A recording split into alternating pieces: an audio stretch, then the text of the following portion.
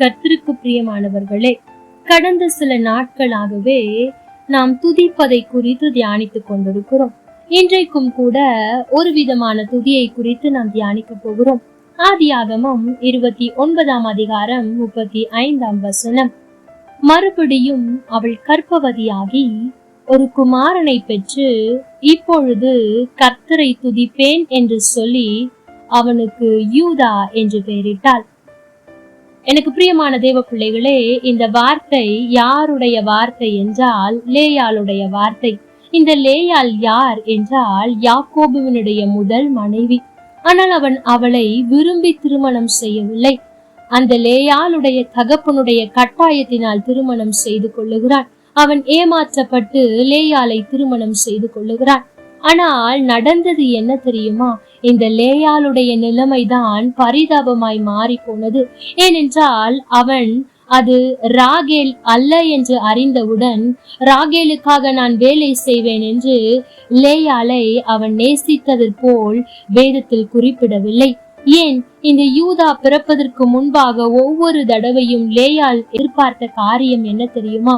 இப்பொழுது என் புருஷன் என்னை நேசிப்பார், நான் அற்பமாய் எண்ணப்பட்டதை கர்த்தர் பார்த்து விட்டார், மாற்றிடுவார் என்று ஒவ்வொரு முறையும் எதிர்பார்த்து அது நடக்காமல் போன பட்சத்தில் அவள் இப்பொழுது எடுக்கிற முடிவு என்ன தெரியுமா?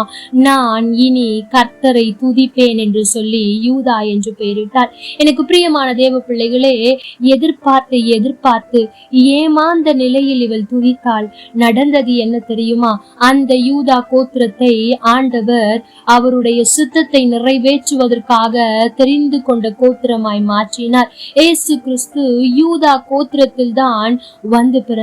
அது மாத்திரமல்ல, நீங்கள் நியாயாதிபதிகள் 1 அதிகாரத்தை வாசிப்பீர்கள் என்றால் யுத்தத்திற்கு எந்த கோத்திரம் முதலாவது போக வேண்டும் என்று சொன்ன போது ஆண்டவர் யூதாவை தேர்ந்தெடுக்கிறார். அவர்கள் எங்கெங்கே போனார்களோ அங்கே எல்லாம் வெற்றியை கண்டார்கள். ஆம், எனக்கு பிரியமான தேவ பிள்ளைகளே, நீங்களும் கூட ஏமாற்றப்பட்டு கொண்டிருக்கிற நிலையில் துதித்து பாருங்கள். ஆண்டவர் அவருடைய சித்தத்தை நிறைவேற்றுவதற்கு உங்களை தெரிந்து கொள்ளப்பட்ட பாத்திரமாய் எடுப்பார். இரண்டாவது, நீங்கள் எங்கே போனாலும் ஜெயம் எடுப்பீர்கள். கடைசியாக கூட நடந்தது என்ன தெரியுமா? எந்த லேயாள் அற்பமாய் எண்ணப்பட்டாலோ இன்றைக்கு அவள் ஒரு அடையாளமாய் மாறி இருக்கிறார்.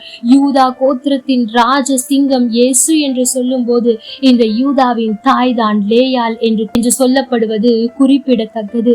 ஆம், எனக்கு பிரியமான தேவ பிள்ளைகளே, யாக்கோபு நேசித்து திருமணம் செய்த ராகேல் அடையாளமாய் மாறவில்லை. ஆனால் இந்த லேயாள் மாறினாள்.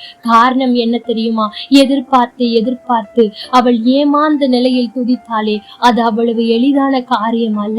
ஏனென்றால் தன் கணவன் தன்னை நேசிக்க வேண்டும் என்றுதான் எந்த ஒரு பெண்ணும் எதிர்பார்ப்பாள். அவள் எதிர்பார்ப்பது தவறு அல்ல.